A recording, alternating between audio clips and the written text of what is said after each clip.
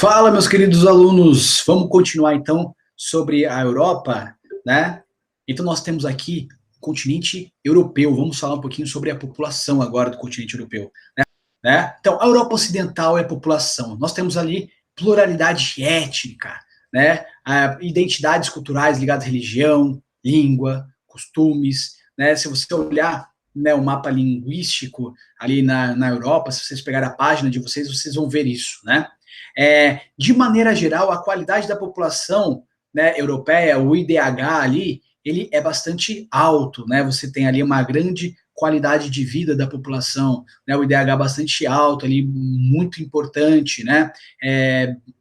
Você vai ter ali o IDH, na realidade, vai estar entre os 10 maiores do mundo, né? E esse índice de desenvolvimento humano, ele tem ali como critério o PIB per capita, né, que é uma média, na verdade, de toda a riqueza, né, que um país ele consegue, né, fazer, consegue produzir. Eu falo um país, mas pode ser uma cidade, pode ser um estado dividido pelo número da população. Eu sei que esse critério, na realidade, é um tanto quanto, né, é um pouco fantasioso, até porque se você pegar, né, as riquezas todas e dividir por cada um da população, né, não vai dar muito de acordo com a realidade, porque, na verdade, nós temos desigualdade na distribuição de riqueza. Mas é um índice que você pode, né, fazer ali uma comparação, né, fazendo uma comparação de médias entre outros lugares para poder ver o quanto você está bem nesse quesito ou não. Né, a parte da educação, a média de escolaridade, né, a expectativa de vida ao nascer, né? Então, o índice do IDH na Europa, contando esses três principais critérios, né, mostra que é um índice altíssimo, né? Você tem ali dos 10 dos países com melhor IDH, os 10 melhores IDHs do mundo, 7 são europeus, basicamente, né? A questão também, mas entretanto, a gente não pode descartar, né, que a Europa, principalmente a ocidental, não tenha problemas sociais, tem sim. Né? A gente tem aquela fantasia, de repente, que só a América Latina, Ásia, né, até mesmo a América do Norte ali, né, contando Canadá e Estados Unidos, aliás, contando mais Estados Unidos do que propriamente o Canadá, que tem problemas sociais, mas não é bem por aí. Tá? Nós temos o desemprego estrutural, né, ali, né, principalmente em França e Espanha, por exemplo, né? Uma das questões do desemprego estrutural é exatamente o quê? É o desenvolvimento das técnicas, né? A evolução tecnológica que faz a substituição, né, do homem pela máquina, né? E cada vez mais isso está acontecendo, ou até mesmo as mudanças, né, de emprego, tornando-se essas vagas com pessoas mais qualificadas, né, a exigência de estudo muito maior, né? Então, ó, para dar um exemplo para vocês, o desemprego de 2002 a 2012, né, na França chegou a atingir a 9%, enquanto na Espanha 14%. É lógico que nós temos que contar que nesse período também você teve a crise de 2008, né? A crise de 2008 que afetou, né, a crise imobiliária nos Estados Unidos, que afetaram bastante os países da Europa, né? A questão da falta de moradia. Nós temos problemas de falta de moradia na Europa também, né? Problemas sociais ligados ali, né, a aumento de bairros deteriorados, que são, né, os bairros de latas em um determinado lugar, né? Nós temos ali moradias precárias nas periferias de uns centros urbanos importantes. Temos a Bidonville, por exemplo, lá em Paris, né, que você tem, na realidade, moradias extremamente precárias naquela região, né? Bastante morador de rua também, né? Só para vocês terem uma ideia, na Espanha, né, que nós temos a Cañada Real, né, que é um lugar ali que fica na região justamente de Madrid, e essa região de Madrid, você tem ali mais ou menos de 8.000 pessoas, né, assentadas, só que de maneira desumana, inclusive. Né? Então, para vocês terem uma noção que na Europa nós também temos esse tipo de problemas sociais. Tá? Mas, né, esses problemas sociais, eles geralmente são acometidos para as pessoas que são imigrantes, né, mas que não têm a cidadania europeia, né, as pessoas, né, que tentam ir para a Europa em busca de melhores condições de vida, mas que muitas das vezes até preferem ficar lá, mesmo com os problemas, né, que elas têm, do que voltar para os seus lugares de origem. Nós temos também, né, um tanto quanto de ciganos, né, que vem ali principalmente da Romênia. Nós temos muitas pessoas que vêm ali, no caso dos países do leste europeu. Nós temos problemas, né, com os refugiados que vêm ali do Oriente Médio, que estão sofrendo ou perseguições políticas, ou que estão sofrendo guerras civis ali internas, né, por uma questão ali geopolítica do Oriente Médio, que é um local ali um tanto quanto conturbado, e as pessoas saem de lá indo em direção à Europa para tentar melhoria de vida. Né? Nós temos outras questões também ali importantes que acabam surgindo moradores de ruas, né, entre outras coisas. Mas a população em si da Europa, né, os europeus mesmo ali que têm a cidadania e tudo mais, são bastante acobertados pelos governos ali, pelos estados. Nós temos investimentos maciços em educação, saúde, e tudo isso acaba refletindo naqueles que estão inseridos, né, dentro da civilização europeia, dentro da sociedade europeia, reflete numa qualidade de vida muito boa para a população, né? Só para citar um exemplo aqui, estou mostrando alguns, né, exemplos de moradias precárias e problemas sociais que nós temos na União Europeia. Né, a Bidonville, que eu havia acabado de citar para vocês, fica justamente em Paris. E se vocês olharem bem aqui na foto, né, aqui a parte, tem exatamente uma área urbana bem estruturada, né? A Selva de Calais, por exemplo, na França, né, que é, na verdade, uma cidade litorânea, né, você tem ali, era a ex-maior favela da Europa, né, tinha mais ou menos 8 mil assentados, né? O gueto de Rignano Garganico, né, no sul da Itália, né, que você tem ali a presença maciça de norte-africanos que vão atrás, na realidade, ali, de lavouras de tomate e outros empregos ali para tentar sobreviver, mas que não é suficiente para ter uma vida digna. E a tal da Cañada Real, que eu estou mostrando aqui a foto para vocês, né, a maior favela da Europa. Né? Sobre a Cañada Real, eu tenho, na realidade, uma espécie de trailer ali a respeito, né, de Cañada Real, né, que está postado ali no Geografando Underline, no meu perfil do Instagram. Quem quiser, vai lá para conferir, né, tá lá marcadinho para vocês. Eu acho que vale a pena vocês darem uma olhada para ver mais ou menos como é que fica, né, para explicar o que é a Cañada Real. Né? Bom, a questão de demografia, né, nós temos um baixo crescimento natural da população, lembrando, né, que a população europeia está passando por um momento de transição, isso vai refletir necessariamente na pirâmide etária da população europeia. Mas os motivos para isso, quais são? Primeiro, baixo índice de taxa de fecundidade, que é o número de filhos por mulher. Né? Esse, na verdade, é uma atividade, isso daí é uma matéria que vocês já viram nos 7º anos. Né? O crescimento, muitas vezes, em alguns lugares, está negativo. Né, a taxa de natalidade menor do que a taxa de mortalidade. O que acontece para ainda você ter, de repente, um crescimento mais ou menos da população é justamente a chegada de imigrantes, né? Mas outras coisas que acontecem para as pessoas não terem filhos, né? Porque isso explica, no caso, a baixa taxa de fecundidade, né? O baixo número de filhos por mulher, é justamente que atualmente você tem um custo de vida lá muito alto, né? Gente, o que acontece?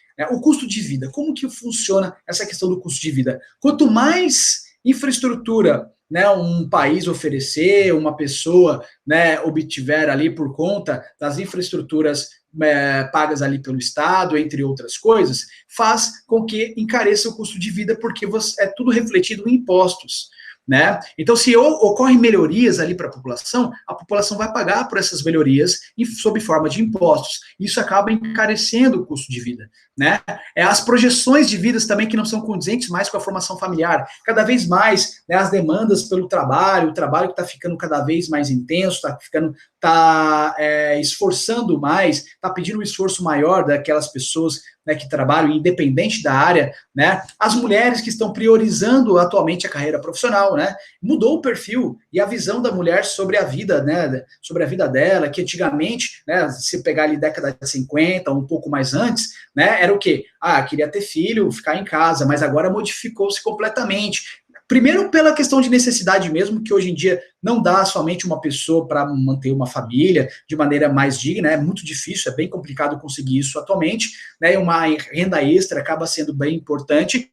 E segundo, que ao modelo atual de sociedade, as mulheres também são protagonistas e estão cada vez mais buscando cargos e melhoria na sua carreira profissional. E isso deixa a formação familiar um tanto quanto de lado, né? O que mostra aí essa mudança de visão e de pensamento da sociedade de maneira geral, tá? Também tem a disseminação de métodos contraceptivos, né? Exatamente porque as pessoas não querem ali uma formação familiar, mas ainda querem manter os relacionamentos e, portanto, os métodos contraceptivos, né, que também são bastante ali disseminados e a partir daí, né, impede o alto índice de fecundidade, tá?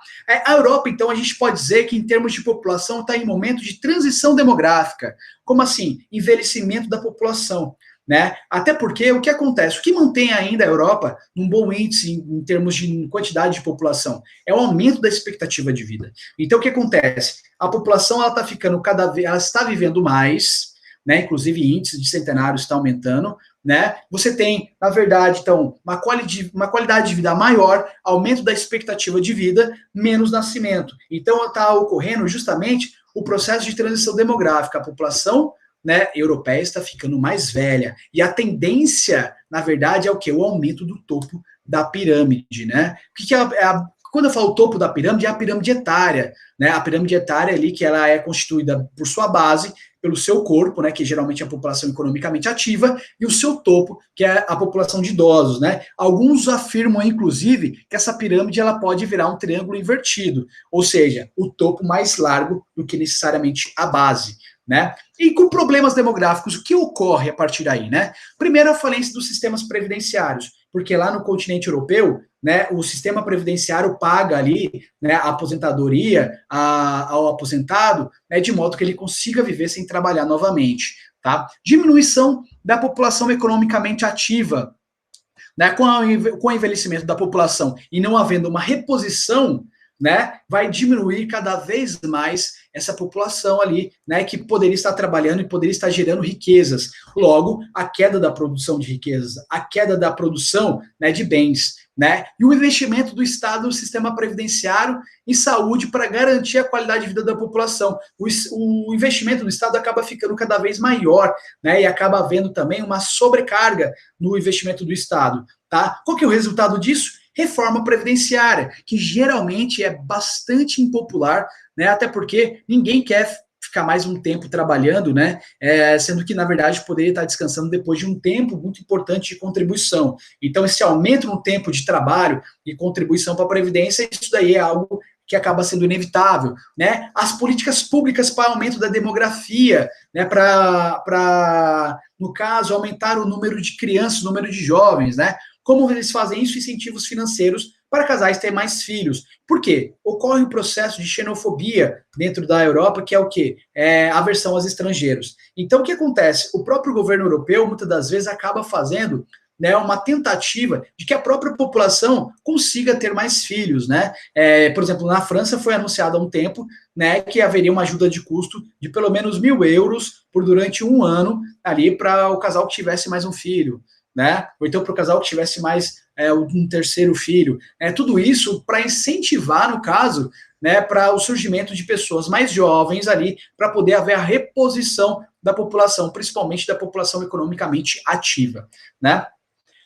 E a questão dos fluxos migratórios, né? Os fluxos migratórios nós temos ali bastante, né, para o continente europeu, de países subdesenvolvidos, né? Aí nós temos a questão dos fatores de repulsão, né? Os fatores de repulsão são exatamente aqueles fatores que levam, né, as pessoas a migrarem para os outros lugares, né? No caso, perseguição política, miséria, qualidade de vida, dentre outras coisas. E os fatores de atração, que é o quê? Uma qualidade de vida melhor, expectativa de crescimento econômico familiar, oportunidade de melhor escolarização, dentre outras, né? É por isso que, na verdade, a Europa ela é escolhida, né? Porque exatamente pelos fatores de atração, porque a Europa ela sempre se preocupa, né, os países europeus de maneira geral, sempre se preocupa com a qualidade de vida da população, né? Por mais que os direitos tenham sido diminutos nos últimos anos, mas ainda assim é muito melhor do que diversos outros lugares, tá? E por mais que houvesse a crise de 2008, ainda continuou sendo um centro, né, de busca,